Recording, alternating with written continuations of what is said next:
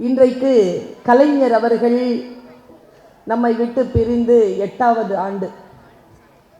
ஒவ்வொரு ஆண்டும் இந்த நாள் வருகின்ற பொழுதெல்லாம் மிகப்பெரிய மனதிலே ஒரு கலக்கம் நிகழ்வது உண்டு. நான் யோசித்து பார்க்கிறேன், இன்றிலிருந்து 8 ஆண்டுகளுக்கு முன்னால் 6ஆம் தேதி ஆகஸ்ட் மாதம் அவருடைய நினைவு தப்பிக்கொண்டே இருக்கிறது. அப்பா ஜெகத் ரட்சகன் அவர்கள் எல்லாம் அருகிலே இருக்கிறார்கள். எல்லோரிடத்திலும் அவருக்கான அடையாளத்தை கேட்கிறார்களாம். எப்படிப்பட்ட ஒரு தலைவரை நாம் நினைத்து கொண்டிருக்கிறோம் என்பதற்கான சாட்சியாக இதை நான் சொல்லுகிறேன், நினைவுபடுத்துகிறேன். இன்றைக்கு அவருடைய நினைவை ஏந்தி கொண்டிருக்கக்கூடிய நிகழ்ச்சி. அவரிடத்தில் அவர் படுத்து கொண்டிருக்கிறார். இதோ இயற்கையோடு ஒன்று கலக்கக்கூடிய அந்த வினாடிகளில் எல்லோரும் வந்து கேட்கிறார்கள், நான் யார் என்று தெரிகிறதா, நான் யார் என்று தெரிகிறதா என்று. யார் நினைவும் அவரிடத்தில் இல்லை.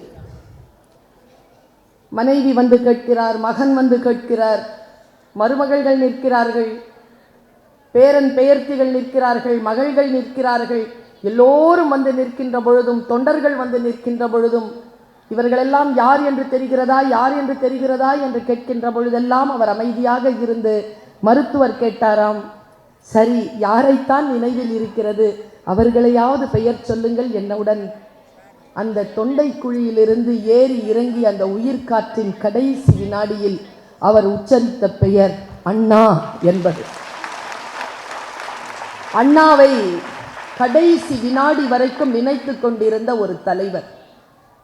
தமிழ்நாட்டின் தமிழ் மக்களின் வாழ்க்கைக்காக ஒவ்வொரு வினாடியிலும் தன்னை கரைத்து கொண்ட ஒரு மாமனிதரின் நினைவேந்தல் நிகழ்ச்சி. 100 ஆண்டு கண்ட தமிழின தலைவர். 100 ஆண்டு கண்ட இந்த தமிழின தலைவரை நாம் இன்றைக்கு நினைவுபடுத்திக் கொள்வதற்கான காரணம் அவருக்கு புகழ் கிடைக்க வேண்டும் என்பதற்காக அல்ல. இந்த சமுதாயம் கொஞ்சம் தன்னைத்தானே பழுது பார்த்து கொள்ள வேண்டும் என்பதற்காக. ஏன் அந்த மாமனிதரை நாம் நினைவில் கொள்ள வேண்டும்? இன்றைக்கு இளைய சமுதாயத்தினர் இந்த தலைவரை ஏன் புரிந்து கொள்ள வேண்டும் என்றால், தண்ணீர் விட்டோ வளர்த்தோம் சர்வேசா, இப்பயிரை கண்ணீரால் காத்தோம் கருக திருவுளமோ என்று கலங்கி நின்ற நம்மையெல்லாம் தூக்கி நிறுத்திய, விடுதலை உணர்வை சுவாசிக்க செய்த மாபெரும் தலைவர் டாக்டர் முத்தமிழ் அறிஞர் கலைஞர் அவர்கள். நான் இப்படி சொல்கிறேன், இந்தியா என்றால் என்ன வரைபடம்? இமயம் முதல் குமரி. இமயம் முதல் குமரி என்பதுதானே நாம் எல்லோரும் பார்த்து கொண்டிருந்த முகவரி. இந்தியா என்பது இமயம் முதல் குமரி வரை இல்லை, குமரி முதல் இமயம் வரை என்று இங்கிருந்து வரலாற்றை தொடங்க வேண்டும் என்கின்ற குரலை உலகத்திற்கு உறக்க தந்தவர். நான் வரலாறு சொல்லுகிறேன். காங்கிரஸ் ஆகட்டும், பிஜேபி ஆகட்டும், கம்யூனிஸ்ட் என்று எந்த தேசிய கட்சிகள் இருந்தாலும் டெல்லியில் இருந்துதான் இந்தியாவை அவர்கள் பார்த்தார்கள். நான் சொல்லுகிறேன் தமிழ் மக்களே, இந்திய திருநாட்டு என்கின்ற பெரிய மரத்தின் கிளைகள் இல்லை, மாநிலங்கள். அவைதான் அந்த மரத்தின் உயிர் என்று சொல்லி தீர்மானித்த போதுதான் திராவிட முன்னேற்ற கழகம் கவனம் பெறுகிறது. இந்த கவனத்தை முன்வைத்தவர் டாக்டர் கலைஞர். நான் இப்படி யோசித்து பார்க்கிறேன், ஏன் இந்த தலைவரை இந்த சமூகம் மறக்க கூடாது என்பதற்காக. ஏன் கலைஞரை மறக்க கூடாது?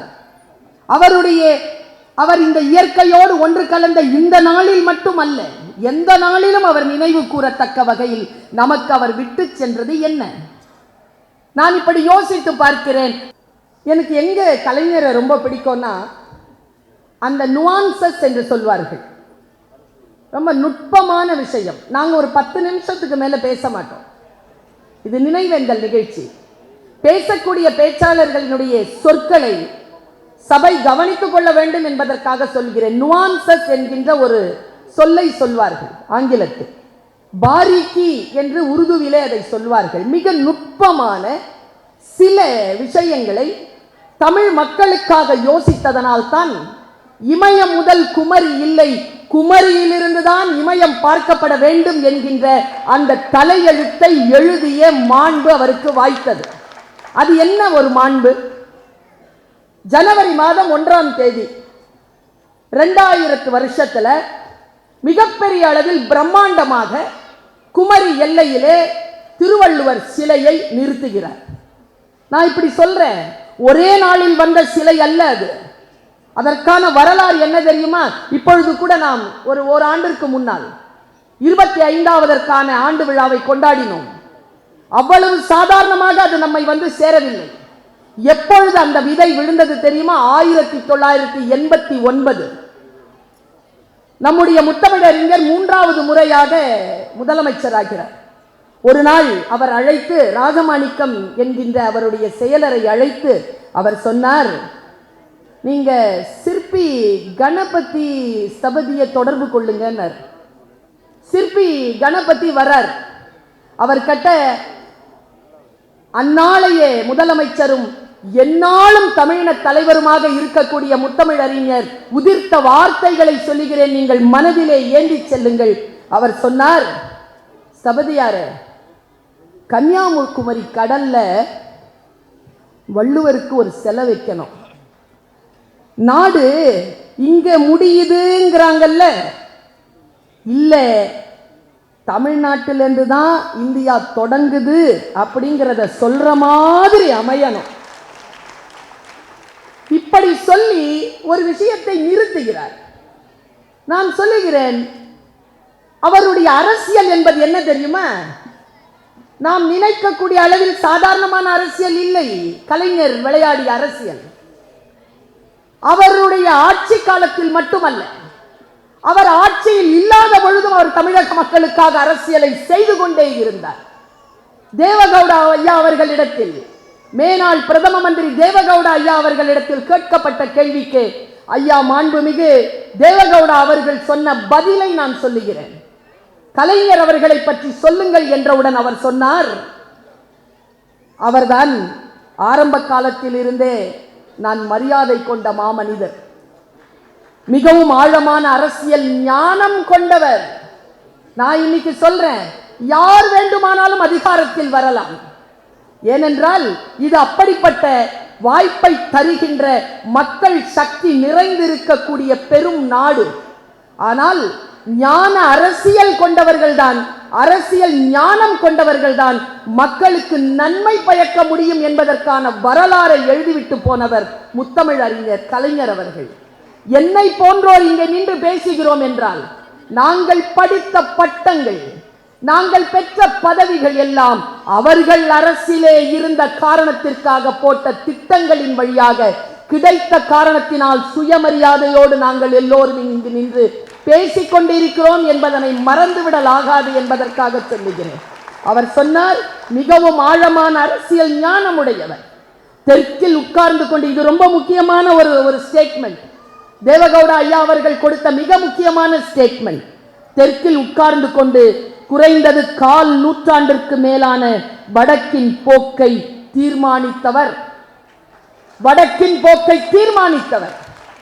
எவ்வளவு பெரிய தலைவராக இருந்தாலும் எல்லோரிடத்திலும் பணிவாக இருப்பார் என்பதுதான் இன்றைய தலைமுறைக்கு முத்தமிழறிஞர் கலைஞர் அவர்களுடைய வாழ்க்கை பாடமாக கொடுக்கப்பட்டிருக்கிறது என்பதற்காக இந்த வார்த்தையை நான் பயன்படுத்துகிறேன். ஒரு 2 செய்திகளை மட்டும் சொல்லுகிறேன். இன்றைக்கு இருக்கக்கூடிய குழந்தைகளிடத்தில், இளம் தலைமுறையிடத்தில் சரித்திரம் தேர்ச்சி கொள்வதற்கான அறிவு வர வேண்டும் என்று நான் விருப்பப்படுகிறேன். யார் இந்த கலைஞர், யார் இந்த முத்தமிழறிஞர், யார் இந்த டாக்டர் கலைஞர் என்கின்ற பெயரோடு தமிழகத்தை தலை நிமிரச் செய்த ஒருவர்? இன்னைக்கு நாம நடத்தி காட்டணும் இல்லையா, திராவிட மாடல் என்கின்ற அரசு. நான் கல்வியாளர், நான் அரசியல்வாதி கிடையாது, நான் கல்வியாளராக சொல்லுகிறேன். மொழி பாடத்தை முன்வைக்கக்கூடிய ஒரு மொழி ஆசிரியையாக தமிழ் படித்த நான் சொல்லுகிறேன், திராவிட மாடல் என்ற சொல்லின் அரசியல், அரசியல் இயக்கங்களை கடந்த ஒரு அரசியல் சொல், ஒரு மிகப்பெரிய அரசியல் சொல். அது கட்சிகளை கடந்து நாம் தூக்கி நிறுத்த வேண்டிய சொல். திராவிட மாடல் என்கின்ற ஒரு சொல். ஏன் தெரியுமா? மத்தியிலே பிரதம மந்திரியாக வருவதற்கு முன்னால் குஜராத்திலே முதல் மந்திரியாக இருந்த மாண்புமிகு நரேந்திர மோடி அவர்கள் அவர் ஒரு காட்சியை முன்வைத்தார், குஜராத் மாடல். அவர்கள் எல்லோரும் சேர்ந்து ஒரு அரசியலை முன்னெடுத்தார்கள், உத்தரப்பிரதேச மாடல். இவர்களுக்கெல்லாம் பதிலளிக்கக்கூடிய வகையில் நீங்கள் எத்தனை மாடல்களை கொண்டு வந்தாலும் தமிழ்நாடு தான் மிகச்சிறந்த மாடல் என்று இந்த இந்தியாவிற்கு உரக்க சொன்ன அரசியல் கலைஞருடைய அரசியல். கலைஞர் அரை நூற்றாண்டு கால ஆட்சி நிறைவு கால கட்டத்தில் தமிழக முன்மாதிரி என்ற குறிப்பிட்ட வளர்ச்சியை இந்தியாவிற்கு காட்டினார். நான் இப்படி சொல்லுகிறேன், பதிவாகி கொண்டிருக்கிறது இந்த உரை. நான் இப்படி சொல்கிறேன், சமூக நீதியில் ஆட்சியாளர்கள் தொடர்ந்து அக்கறை காட்டினால் பொருளாதார வளர்ச்சி எப்படி எல்லோருக்குமானதாக இருக்கும் என்பதற்கான விளைச்சலை தந்தவர் டாக்டர் கலைஞர். 3 விஷயத்தில் அவர் முன்னெடுத்தார் அரசியலை. ஒன்று கல்வி, மற்றொன்று சுகாதாரம், மூன்றாவது பொருளாதாரம். இந்த 3ஐயும் முக்கியமாக அவர் வைக்கின்ற பொழுது இப்படி சொல்கிறேன், இந்த துணிச்சல் என் தமிழ் எனக்கு தந்திருக்கிறது, என் கல்வி எனக்கு தந்திருக்கிறது. ஜாதிய சமூகமான இந்தியாவில், இந்த பரந்த இந்திய நிலப்பரப்பில் தமிழ்நாடு எப்படி ஒரு முன்னோடி மாநிலமாக இருக்கிறது என்பதனை மனித வள குறியீடுகள் காட்டிக்கொண்டிருக்கின்றன என்பதற்காக சொல்லுகிறேன். நம்முடைய மனித வள குறியீடுகள் இந்தியாவின் பிற மாநிலங்களை காட்டிலும் மிக சிறப்பானதாக அவருடைய ஆட்சி காலத்தில் இருந்தது. இப்படி சொன்னால் நமக்கு எல்லோருக்கும் புரியும் என்று நான் நினைக்கிறேன். கால் வைத்து கூழும் இல்லை என்று அழுதான் தோழன் ஜீவா. காலுக்கு செருப்பும் இல்லை, கால் வைத்து கூழும் இல்லை. பாழுக்கு உரைத்தோமடா தோழா, பசையற்று போனோமடா. பாலின்றி பிள்ளை எழும், பட்டினியால் தாய் அழுவாள். வேலையின்றி நாம் அழுவோம் தோழனே, வீடு முச்சூடும் அழும் என்று அல்ல அந்த வரலாறு. மறந்து போனோம் நாம். நான் சொல்றேன், நாம ஒன்னும் சில்வர் ஸ்பூன்ல பிறந்தவங்க இல்ல. பட்டினியை கண்டவர்கள், தமிழ்நாட்டு மக்கள் பட்டினியால் வாழ்ந்தவர்கள், பட்டினியில் வாடியவர்கள். நம்ம எல்லாரையும் பிடிச்சி நிறுத்தின அரசியல் எது தெரியுமா? உணவு அரசியல். சார், யார் சொல்றா இத? உணவு அரசியல் தான் நம்மளை நிறுத்தி வச்சிருந்தது. விவசாய பூமி சில பேர் கையில் இருக்க, விவசாயிகளாக அவர்கள் கையில் சோற்று நெல் என்று கையேந்தி நிற்கக்கூடிய அந்த காட்சிகள். இங்கே 45 வயதிற்கு முற்பட்டவர்கள் இங்கே அமர்ந்திருந்தால் உங்கள் அத்துணை பேருக்கும் தெரியும், இன்றிலிருந்து 30 ஆண்டுகளுக்கு முன்னால் அரிசி என்பது எவ்வளவு பெரிய பிரச்சனையாக இருந்தது என்று. அந்த அரிசியை எங்கிருந்து தொடங்குறார் தெரியுமா? பேரறிஞர் அண்ணா காலத்தில் அவர் தொடங்கிய 1 ரூபாய்க்கு 3 படி அரிசி. அங்கிருந்து தொடங்கி 1 ரூபாய் இல்லாம 20 கிலோ அரிசி கொடுத்தார்ல. நான் வரலாறு பேசுகிறேன். அந்த 20 கிலோ அரிசி நமக்கு கிடைச்சதில்ல. அதுல என்ன ஆட்சி தெரியுமா? சோத்துக்காக தான் இங்க வேலைக்கு போறேன், சோத்துக்காக தான், வயிற்று பாட்டுக்கு தான் இந்த பிழைப்பு பண்றேன், இந்த 1 வாய் சோறுக்காக தான் இந்த இழிவேலை செய்கிறேன் என்கின்ற சொல்லை இனிமேலும் யாரும் சொல்லிவிட முடியாதபடிக்கு 20 கிலோ அரிசி இலவசமாக உன் வீட்டிற்கு வரும். நீ என்ன வேலை செய்கிறாயோ, சுயமரியாதையான வேலையை நீ தொடங்கு, படிப்பின் வேலையை தொடங்கு என்று நமக்கு என்று அளித்துவிட்டு போன அந்த அரசியல்வாதி தான் டாக்டர் கலைஞர். அவர் விடுதலை செய்த வெறும் உணவு கலாச்சாரத்தில் இருந்து நம்மை மீட்டெடுத்தது அல்ல, உணவுக்காக ஏங்கி இருந்தோமே. நான் இப்படி சொல்ற மறந்து போயிருக்காதுன்னு நினைக்கிறேன். இன்னைக்கு இருக்கக்கூடிய மக்கள்ல பெரிய நோய் என்ன தெரியுமா? மறதி. மறந்து போயிடுறோம். நாம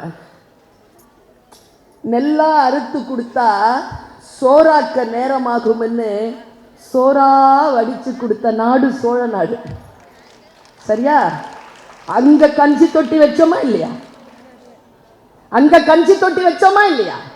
விவசாயிகள் இறந்து போகின்ற அளவுக்கு இருக்கக்கூடிய சூழ்நிலையில் விவசாயிகளுக்கு மறு வாழ்வாதாரம் கொடுத்து தூக்கிய நிறுத்திய அரசு திராவிட முன்னேற்ற கழகம் சார்ந்த அரசு என்பதனை நாம் மறந்துவிடக் கூடாது.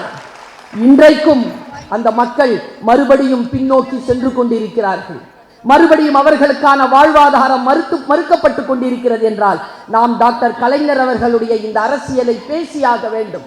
நான் இப்படி சொல்லி நிறுத்துகிறேன். நான் டீச்சர் தானேயா, நான் உங்க எல்லாருக்கும் சொல்றேன், ஒரு டீச்சரா சொல்றேன் இந்த விஷயத்தை. கவனம், வாழ்க்கையில் எது வந்தாலும் கவனம். கவனத்தை சிதறடிக்கக்கூடிய எந்த விஷயத்தில் இருந்தும் நீங்கள் விலகி இருங்கள். உங்கள் கவனத்தை சிதறடிக்கிறார்களா, அதுதான் இன்றைக்கு உங்களுக்கு விரிக்கக்கூடிய மிகப்பெரிய சூழ்ச்சி வலை என்பதனை புரிந்து கொள்ளுங்கள்.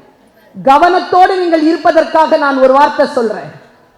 60 லட்சம் ரூபாய் கொண்டு யார் டாக்டர் கலைஞர், யார் முத்துவேல், கருணாநிதி ஸ்டாலின், யார் இவர்கள்? இன்றைக்கு முத்துவேல், கருணாநிதி ஸ்டாலின், உதயநிதி, யார் இவர்கள்? இவர்களுடைய அரசியல் வரலாறு என்ன, அரசியல் பரம்பரை என்ன என்பதனை புரிந்து கொள்ள வேண்டும் என்பதற்காக நான் சொல்லுகிறேன். 60 லட்சம் ரூபாய் வாங்கிக்கிட்டு ஒரு மாணவி பயோகெமிஸ்ட்ரியில ஒரு ப்ராஜெக்ட் ஒன்று பண்றா. அந்த ப்ராஜெக்ட்ல சீனா நாட்டில இருந்து வந்திருக்கு ப்ராஜெக்ட். ப்ராஜெக்டினுடைய வேலை என்னன்னா, அவங்க கிட்ட நோட்ஸ் கொடுத்துட்டாங்க. 6 மாசம் அவ ஆராய்ச்சி செஞ்சு பாயிண்ட்ஸ் போட்டு அவ ஒரு ரவுண்டை கொண்டு வரணும். பிங்க் ரவுண்ட் ஒன்று வரும். அந்த பிங்க் ரவுண்டை கொண்டு வந்துட்டால்னா அவ ஜெயிச்சிட்டான்னு அர்த்தம். 60 லட்சம் ரூபாய் கடந்து அவளுக்கு பல்வேறு விதமான லெபார்டரி வச்சு கொடுப்பாங்க. அவ 6 மாசமா ட்ரை பண்றா. பாதி வருது, முழுமையா ரவுண்ட் வரல, ரிங் வரல. 6 மாசத்துக்கு அப்புறமா 3 மாதம் அதிகப்படியாக கேட்கிறா, வரல. 2 நாட்களில் ப்ராஜெக்ட் கையை விட்டு போக போகுது.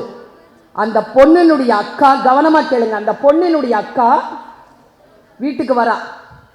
அவ பிசிக்ஸ் படிக்கிறா. அவ சொல்றா, என்னப்பா இந்த மாதிரி அழுதுட்டு உட்காந்துருக்க, எனக்கு ரிசல்ட் வரமாட்டேங்குதுக்கா, லெபார்டரி போய் பார்க்கலாமா? பார்க்கலாம் வா. போய் லெபார்டரியை பார்த்தா எல்லாம் கரெக்டாக தான் இருக்கு. சரி ஃபிக்ஸ் பண்ணு. ஃபிக்ஸ் பண்ணா 24 மணி நேரம் ஆகும். ஃபிக்ஸ் பண்ணு. இன்னும் எத்தனை நாள் இருக்கு? 3 நாள் இருக்குக்கா, இன்னைக்கு ஃபிக்ஸ் பண்ணு. அடுத்த நாள் வந்து பார்க்குறா, ரிங் பாதியில் வந்து நிற்குது. அவள் உடனே சார்ட் ஷீட்டை எடுத்து பார்க்குறா. பிசிக்ஸ் படித்தவ தான், அவள் ஒன்றும் பயோகெமிஸ்ட்ரி படித்தவ இல்லை, அந்த சப்ஜெக்ட் காரி கிடையாது. எடுத்து பார்க்குறா. பார்க்கும்போது ரூம் டெம்பரேச்சர்னு இருக்கு. எப்பா இந்த லிஸ்ட் எங்கிருந்துப்பா வந்துச்சு? சீனாலேருந்து வந்துச்சு. சீனாவில் இந்த டேட்டில் ரூம் டெம்பரேச்சர் என்னன்னு பாரு, 32 டிகிரி. நமக்கு ரூம் டெம்பரேச்சர் 27 டிகிரி. நீ 27 டிகிரியில் வச்சா எப்படி வரும்? 32 டிகிரியில் வச்சு பாரு, வரும். நான் 32 டிகிரியில் வச்சு ரிங் வந்துருச்சுங்க. இதை சொல்லிக் கொடுக்கறதுக்கு ஒரு தலைமை வேணாமா? இதை சொல்லிக் கொடுப்பதற்கு ஒரு வழிகாட்டி வேண்டாமா? அந்த வழிகாட்டுதலுக்கான அரசியல் தான் டாக்டர் கலைஞர் முன்னெடுத்த அரசியல். நமக்கான வாழ்வியல் ஆதாரத்தை, நமக்கான சுதந்திரத்தை, நமக்கான முன்னுரிமையை, நமக்கான வெளிச்ச கதவுகளை திறந்து வைத்தார். இப்படி நான் சொல்லி நிறைவு செய்கிறேன். அமெரிக்காவுக்கு சுதந்திர தேவி சிலைதான் அடையாளம். மலேசியாவுக்கு இரட்டை கோபுரம். நீங்க ஆஸ்திரேலியா போனீங்கன்னா ஒபேரா ஹவுஸ். தமிழ்நாட்டிற்கு கலைஞர் பேனாதான்,